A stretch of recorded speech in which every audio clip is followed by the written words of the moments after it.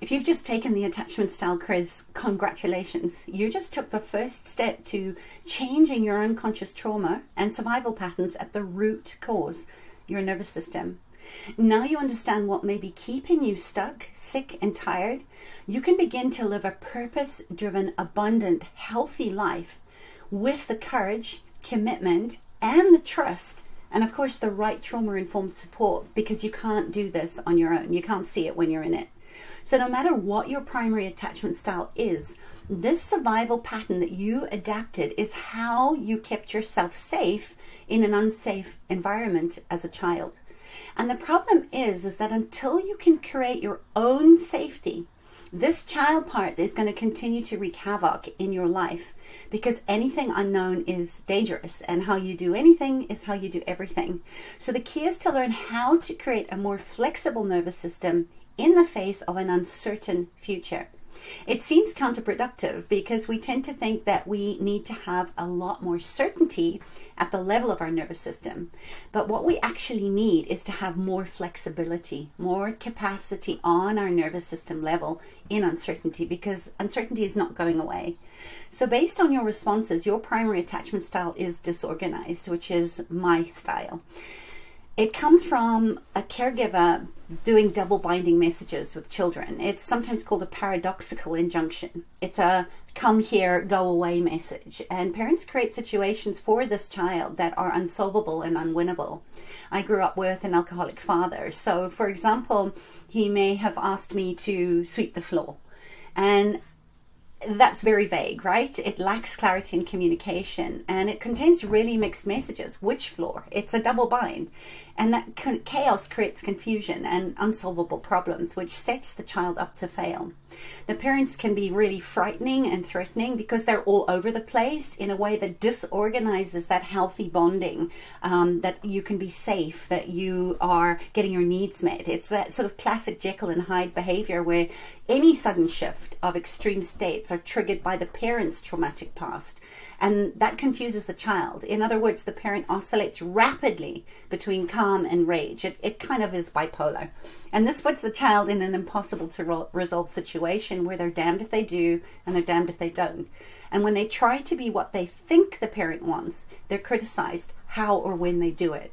The child may attempt to do the task again, taking the direction, but is criticized again, and the parent may then deride the child for not doing what they want or ask them to do, and then punishes them for not doing the job. So it's very shame-based. It's very toxic because there's so much shame that I am wrong.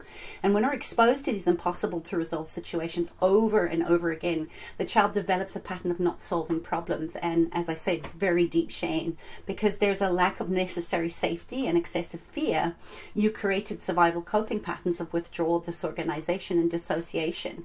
You could get stuck in approach avoidance dynamics with high arousal.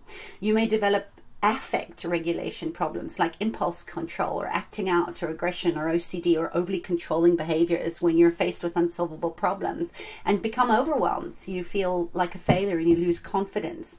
You're not effective anymore, and you no longer trust yourself or others because there are two major biological drives in constant conflict, and that innate drive to attach and the instinctive drive to survive.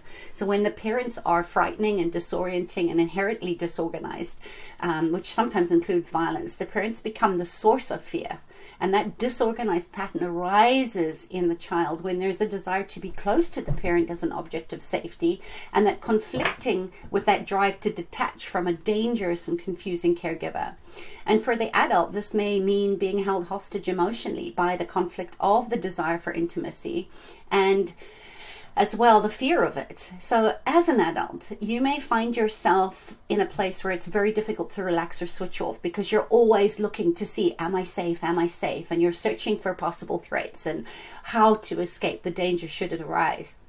You may suffer from depression or anxiety and loneliness because you want closeness, but you fear relationships are going to be dangerous or traumatic like the one you experienced as a child. And you may experience panic or rage when you get close to another, so you will sabotage the relationships. You experience extreme mood swings when you are internally triggered, right? We live what we learn, and you get easily overwhelmed when situations are not clear. So you start things, but maybe you never complete, or you get the results you want, but you're not present to maintain them. You're detached and absorbed, and you live in your head due to this inner turmoil and feelings that you're unprotected. In a trauma-informed coaching session to restore your true nature, right, the safety, connection, and belonging, I start by, first of all, separating and untangling the attachment system from the survival system through my mindfulness change process as one way. I use the use of clarity, and is it true, is a great way to do this, to start to eliminate confusion. And I teach you to build more capacity on your nervous system so that it's flexible, so that you can self-regulate and create safety for your inner wounded child parts. The most important thing in life is to learn how to give out love and to also let it come in. And you can't heal without support. So if any of this relates to you and you want to book a trauma-informed session and claim your power, you know where I am. Remember that if you are one of the 70% of people out there that have suffered some kind of psychological or sexual abuse, and you're struggling with feelings of shame and inadequacy, or a sense of feeling like you're never enough in your everyday life, or you're beginning to feel the impact of trauma patterns that have been unknowingly passed down from one generation to the next, just know you're not alone. And if you haven't taken the quiz, you can do so over at sarahjanefarrell.com.